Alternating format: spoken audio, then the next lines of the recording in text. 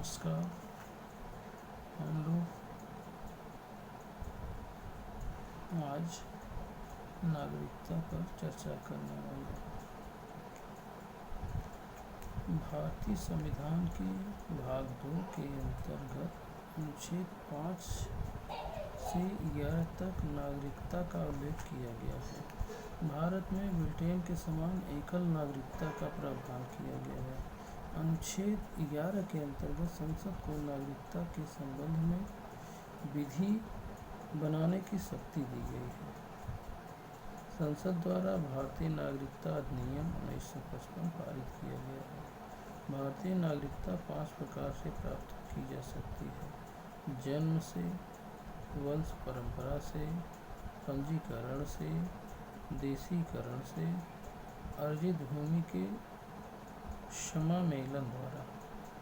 भारतीय नागरिकता का अंत 3 प्रकार से हो सकता है: किसी अन्य देश की नागरिकता ग्रहण करने पर, नागरिकता त्यागने पर तथा सरकार द्वारा वंचित करने पर। अनुच्छेद 6 में पाकिस्तान से भारत को प्रव्रजन करने वाले कुछ व्यक्तियों की नागरिकता के अधिकार के बारे में उपबंध है।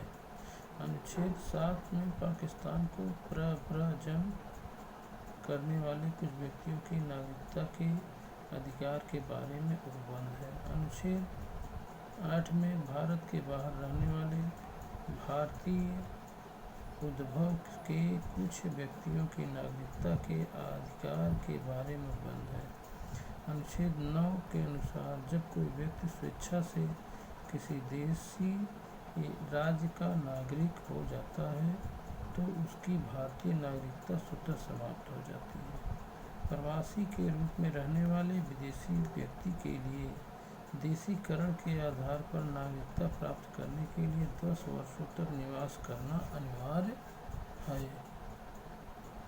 नागरिकता अधिनियम 1955 की धारा 5(1)(a)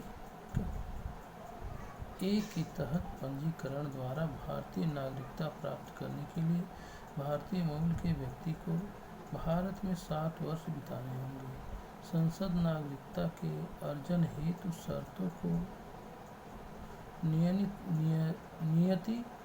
नियत करने के लिए सक्षम है।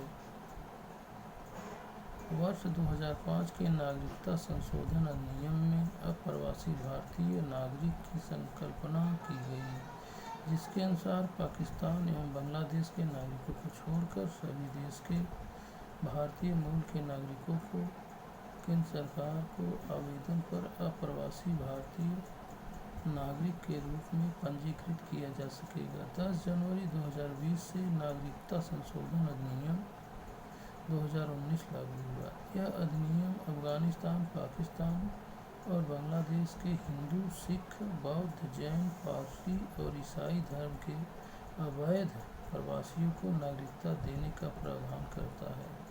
इस अधिनियम द्वारा उन्हीं को नागरिकता देने का प्रावधान है जिन्होंने 31 दिसंबर 2014 को या उससे पहले भारत में प्रवेश किया है।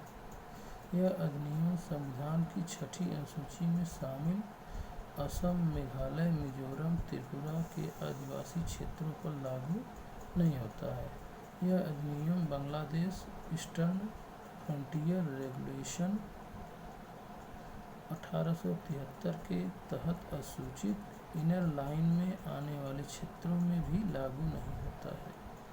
दोस्तों, इसी तरह आगे अच्छे आपको ज्ञानवर्धक वीडियो देखने को सुनने को मिलेंगे।